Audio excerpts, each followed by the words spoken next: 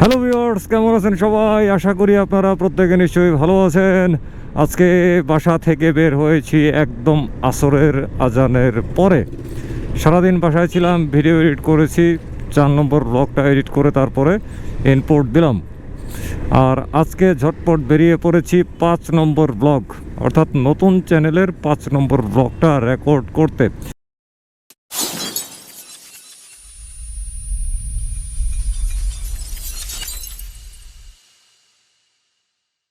আমি এই কয়টা দিন ধরে না খালি জরিমানার উপরে আছি।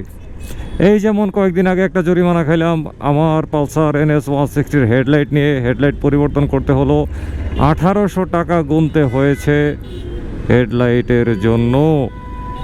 তারপরে এদিকে আজকে আবার জরিমানা গুনতে যাচ্ছি আমার ব্যবহৃত অ্যাকশন ক্যামেরা GoPro Hero 7 ব্ল্যাকের ব্যাটারি দুর্বল হয়ে গেছে, মানে এটার মেয়াদ শেষ, নতুন ব্যাটারি লাগবে।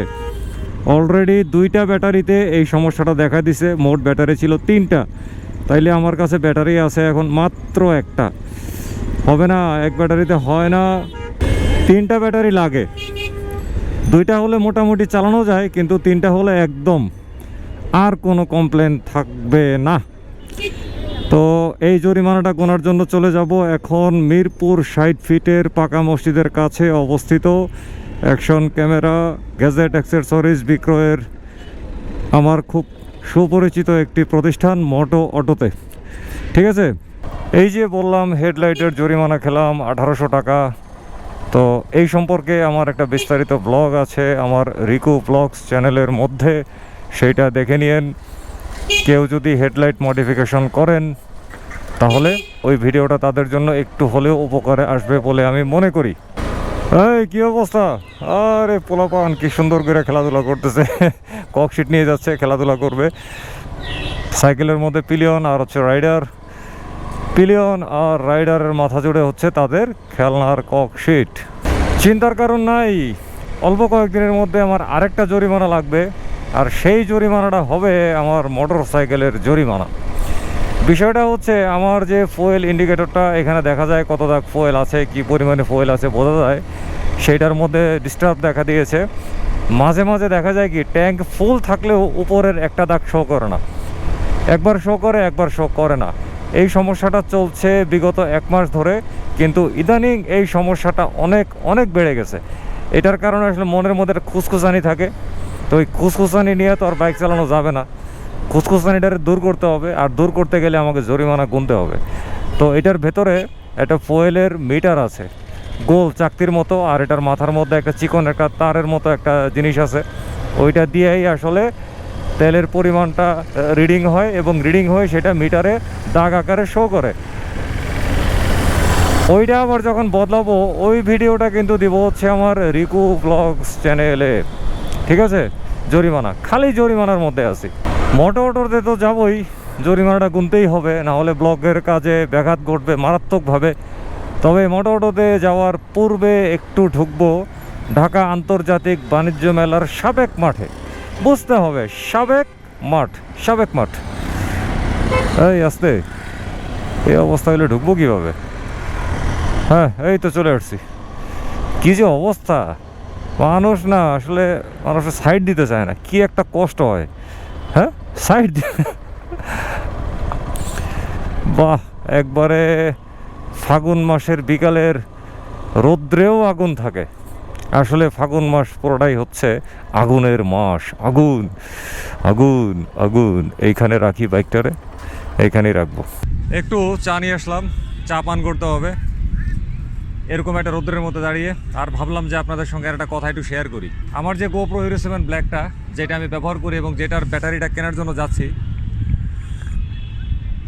আমি কিভাবে বুঝছি আসলে ব্যাটারিটা নষ্ট হয়েছে সেটা আপনাদের সঙ্গে শেয়ার করি। তাহলে যারা অ্যাকশন ক্যামেরা ব্যবহার করেন তাদের বোঝার ক্ষেত্রে একটু সুবিধা হতে পারে, বিশেষ করে যারা GoPro ব্যবহার করেন। তো গত কয়েকদিন আগে গেছি একটা ব্লগ শ্যুটে, তো ভিডিও চলতেছে কয়েক সেকেন্ড যাওয়ার পরে দেখি ক্যামেরা অটোমেটিক বন্ধ হয়ে গেছে এবং আবার একা একা চালু হয়ে গেছে। এরকম যতবার শাটার করি ততবারই এই ঘটনাটা ঘটে। তো আমি খুব দুশ্চিন্তায় পড়ে গেলাম যে ঘটনা কি, এটা কি আমার ক্যামেরায় কোনো ট্রাবল দেখা দিল? আমার তো কলিজার মধ্যে কামড় মারা শুরু করলো। তারপরে ওই ব্যাটারিটা পরিবর্তন করে আরেকটা ব্যাটারি দিই, তখন দেখলাম যে না এই প্রবলেমটা আর নাই। এভাবে আমি আবার ওই পুরোনোটা লাগাই, আবার এটা লাগাই, এইভাবে যাচাই বাছাই করার পরে আমি 100% কনফার্ম হইতে পারছি যে আসলে আমার ব্যাটারিটাই দুর্বল হয়ে গেছে। এখন এই ব্যাটারিটা কিন্তু আমি অনেক দিন চালাইছি, অলমোস্ট 1 বছরেরও বেশি চালাইছি। তো 1 বছরেরও বেশি চালানো আমি মনে করি মানে আমার টাকা উসুল হয়ে গেছে। আর আমি তো ক্যামেরা ঘরের মধ্যে ফেলে রাখি না, কন্টিনিউয়াসলি ব্যবহারের উপরে থাকি। তো এরকম ব্যবহারের উপর দিয়ে গিয়ে 1 বছরের উপরও যে হয়েছে, এতে করে কিন্তু আমি মারাত্মক রকমের খুশি। বাইকটারে পার্কিং করি। ওফ, মোটরতে আসলে যখন এই জায়গাটা ফাঁকা থাকে তখন পার্কিং করতে খুব মজা লাগে, আর যখন জায়গাটা একটু ভরা থাকে তখন পার্কিং করতে এত কষ্ট লাগে। অবশ্য জায়গাটা ভরলে মোটোর লোকজন কিন্তু খুশি হয়, কারণ তাদের কাস্টমাররাই তো ভরে, তাই না? ওকে, ফাইনালি চলে আসছি মোটোতে। এসে আমার ব্যাটারিটার আগে খপ করে হাতে নিয়ে নিছি। এটাই হচ্ছে আমার GoPro Hero 7 ব্ল্যাকের ব্যাটারি, আর এটা হচ্ছে টেলিসিনের ব্যাটারি, থার্ড পার্টি ব্যাটারি। এই ব্যাটারিটা GoPro Hero 5, 6, 7, 8 এই কয়টা ক্যামেরার মধ্যে ব্যবহারের যোগ্য। আর GoProর যে অরিজিনাল ব্যাটারি সেটা আমি কখনোই কিনি না, ওই যে ক্যামেরার সাথে একটা আসছিল ওই পর্যন্তই শেষ। এরপর থেকে আমি থার্ড পার্টি ব্যাটারিগুলো ইউজ করি। পারফরমেন্সের দিক থেকে এবং মানে মূল্যর সাথে পারফরমেন্স যদি বিবেচনা করি, অবশ্যই হচ্ছে এই ব্যাটারিটাই কিন্তু সবচাইতে ভালো। আর GoProর অরিজিনাল ব্যাটারি যদি আমি কিনতে যাই দাম পড়ে 3500 টাকা, কিন্তু পারফরমেন্সে এটার সঙ্গে কিন্তু পারে না। তো সবাই এটার দাম কত? এটার দাম 1000 টাকা। এটার দাম হচ্ছে 1000 টাকা। সো বুঝতেই পারছেন। ঠিক আছে, এই দফা শেষ, এবারে আসতেছি নতুন দফায়। আর নতুন দফা হচ্ছে এই 3টা জিনিস, এই 3টা প্যাকেট XXX। কেউ আবার খারাপভাবে নিয়ে না, XXX। আচ্ছা, এই 3টা হচ্ছে কিন্তু মাইক্রোফোন, আমরা যেটা হেলমেটের ভিতরে ব্যবহার করি অ্যাকশন ক্যামেরার সাথে। তো এই মাইক্রোফোনগুলা বাকিটা সবাই বলেন। এই মাইক্রোফোনগুলো অ্যাকচুয়ালি মোটোটোই বাজারে এনেছে। মানে এই মাইক্রোফোনগুলোর হচ্ছে বাজারজাত থেকে শুরু করে সব কিছু আমরাই করেছি, যদিও আমরা বানাই নাই। তো এটা হচ্ছে হিউজ একটা লম্বা একটা সময়ের ব্যাপার এবং লম্বা একটা ইনভেস্টমেন্টের ব্যাপার ছিল আমাদের জন্য, এবং সেটা আমরা করেছি। ফাইনালি আমরা 3টা প্রোডাক্ট বের করতে পেরেছি, যেটা হচ্ছে আপনাদের আমাদের মোটো ব্লগারদের হাতে দিলে অ্যাটলিস্ট তাদের ভয়েস রিলেটেড কোনো ইস্যু থাকবে না। তো এটা হচ্ছে অনেককে দিয়ে টেস্ট করা হয়েছে, অনেকভাবে টেস্ট করা হয়েছে, আমাদের হিউজ কালেকশন ছিল সেগুলা থেকে। তো টেস্ট করে আমরা টেস্ট যারা টেস্ট করেছে তার মধ্যে রিকু ভাই একজন। রিকু ভাইও রিকু ভাইও একটা ছিল। টেস্টের রেজাল্ট থেকে আমরা 3টা মাইক্রোফোন বাজারে এনেছি এবং বাজারে ছাড়ছি। সে 3টা মাইক্রোফোন আমি যেটা বলতে পারি যে আপনাদের বেটার এক্সপিরিয়েন্স তো দেবেই বাজেটের মধ্যে। এবং আমি বাজারের সবচেয়ে ভালো মাইক্রোফোন কী হতে পারে? রোড লেভেলিয়ার সাথে আপনারা কম্পেয়ার করতে পারবেন। আমি বলবো না রোড হচ্ছে বেটার, বাট আমি বলতেছি আপনারা কম্পেয়ার করে দেখতে পারেন। আর বাকিটা আপনারাই বুঝবেন। আমার ভাই ব্রাদার যারা আছে সবাই যারা ইউজ করবে এটা, তো তাদের ভয়েস শুনে আপনারাই ডিসাইড করবেন আসলে কোনটা বেটার হবে আর কি। মাইক্রোফোন আমাদের কাছে আছে 3টা ভেরিয়েন্টে। একটা হচ্ছে আপনার ইভো 3টা ভেরিয়েন্টে আমাদের বেশ কিছু জিনিস আছে প্যাকেজের সাথে। হ্যাঁ, প্যাকেজে থাকছে একটা TRS টু TRRS কেবল। একটা জিনিস বলে রাখি, আগের মাইক্রোফোনগুলোতে কনভার্টার লাগতো, এই মাইক্রোফোনগুলোতে কনভার্টার লাগছে না, ডিরেক্ট আপনার অ্যাডাপ্টারের সাথে কানেক্ট করতে পারবেন। আর হচ্ছে এটা হচ্ছে ফোনে ইউজ করার জন্য দিয়েছি এই কনভার্টার। যদি কেউ মাইক্রোফোনটা ফোনে ইউজ করতে চায় তখন TRS টু TRRS এই কনভার্টারটা ইউজ করবে। সাথে একটা ডেড ক্যাট, এগুলো সবার সাথেই থাকবে, সবগুলো মাইক্রোফোনের সাথে হচ্ছে আপনার এই এক্সটেন্ডেড প্যাকগুলো থাকবে। আর এই মাইক্রোফোনটার স্পেশালিটি আর কিছুই না তেমন কিছু, সেটা হচ্ছে যে এটা মেনলি কেবল ছোট। মোটো ব্লগারদের ক্ষেত্রে যেটা হয় যে কেবল একটা ইস্যু থাকে হেলমেটে অ্যাকোমোডেট করার জন্য, তো ওই জায়গাটা থেকে এটা হচ্ছে আপনার কেবল ছোট, আর বাকিটা কোয়ালিটি আপনারাই জাজ করবেন। ওটা তো আমরা অলরেডি টেস্ট করেছি, বাকিটা আপনারা করবেন বা আপনাদের ভিডিও দেখে যা বোঝা যায়। একটা হচ্ছে এটা ইভো ভ্যারিয়েন্ট, এটা হচ্ছে প্লাস ভ্যারিয়েন্ট। হ্যাঁ, এটা হচ্ছে প্লাস, এটার ভেতরেও প্লাসেরটার আসলে লেভেলিয়ারটা একটু ছোট, আমি পাশাপাশি রেখে দেখাই। এটা হচ্ছে প্লাসের লেভেলিয়ারটা একটু ছোট আর ইভোটার লেভেলিয়ারটা একটু বড়।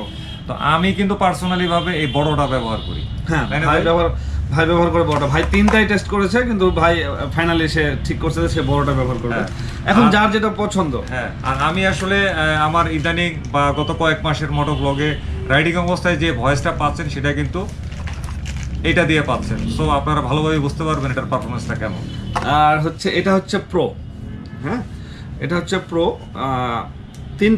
তিনটাই আমাদের কাছে অ্যাভেলেবেল, এনাফ অ্যাভেলেবেল। তো আপনারা আসেন, দেখেন, দুটা কম্পেয়ার, অন্যান্য মাইকের সাথে কম্পেয়ার করেন, এরপরে আপনারা ডিসাইড করতে পারবেন আসলে কোনটা বেটার হবে আপনার জন্য। ওকে, এতক্ষণ তো গেলাম ওয়ার মাইক্রোফোনের ক্যাচালে, আইসা আরও আনকমন দুইটা জিনিস দেখছি এবং আমার খুব ফেভারিট জিনিস, ফিউচার আমার এই গ্যাজেটগুলোও কিন্তু হবে। এটা হচ্ছে বয়ার BY-XM6S2, অনেক লম্বা নাম, ক্লান্ত হয়ে গেছি। এটা হচ্ছে ওয়্যারলেস মাইক্রোফোন। তো এটা হচ্ছে কিন্তু কত জানি ভাই, সিঙ্গেল ভুলে গেছি, ওই মানে দুইটা ট্রান্সমিটার একটা রিসিভার। হ্যাঁ, দুইটা ট্রান্সমিটার একটা রিসিভার, অ্যাজ ইউজুয়াল যেটা থাকে আর কি, মানে আপনার রোডের বা অন্যান্য মাইক্রোফোনে যেটা থাকে ওয়্যারলেস গো টু এর যেরকম থাকে, হ্যাঁ এরকম আর কি। তো এইটার প্রাইস কত করছেন ভাই? এটার প্রাইস 16,000। কিন্তু আনফরচুনেটলি এটা আমি খুইলা টেস্ট করতে পারতেছি না, কারণ হচ্ছে এটার ওয়ারেন্টি আছে অফিশিয়ালি। হ্যাঁ, যদি প্যাকেটটা ভাঙি তাইলে ওয়ারেন্টিটা সংশ্লিষ্ট ক্রেতা ক্লেম করতে পারবে না। এটা অফিশিয়াল প্রোডাক্ট এবং ওয়ারেন্টি আছে 1 বছর ওয়ারেন্টি।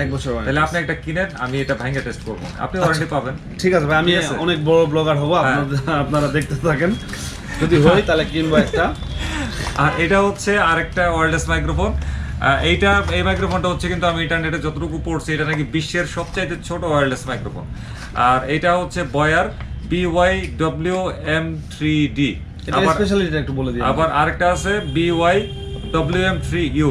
তো লাস্টের ডি যেটা, মানে এইটা আইফোনে ব্যবহার করা সম্ভব, আর ইউ যেটা সেটা অ্যান্ড্রয়েডে মানে টাইপ সির সাহায্যে ব্যবহার করা সম্ভব। হ্যাঁ, দুইটাই আমাদের কাছে অ্যাভেলেবল। আইফোনেরটা এই মুহূর্তে অ্যাভেলেবল, বাকিটা হচ্ছে স্টক আউট হয়েছে, খুব রিসেন্ট, ওটাও চলে আসবে।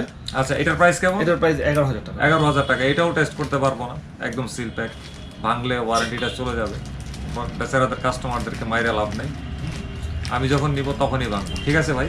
ঠিক আছে ভাই। এটার দাম কত? আপনি কি এটা নেবেন? আমি এটা নিব না, আমি দুইটাই নিব। 11,000 টাকা। এটা হচ্ছে 11,000 টাকা।